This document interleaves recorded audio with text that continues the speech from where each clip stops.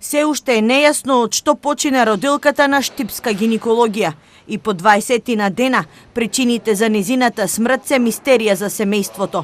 Но обдукцијскиот наод од Институтот за судска медицина се уште чека и штипската болница. Комисијата формирана од Министерот за здравство беше овде, го заврши својот дел од работата, тие треба да пишат извештај кој што веројатно ќе го достават до оние кои што ја формирале таа комисија. Ние за сега немаме никаков пишан документ, нити за извештајот на комисијата, нити па за обдукцијата која што се врши на почината родилка. Од Министерството за здравство денес информираат дека извештајот за смртта на 28 годишната родилка од Свети Николе е во фаза на изработка и во скоро време треба да биде финализиран. Откако документот со причините ќе биде готов, ќе биде доставен до јавноста.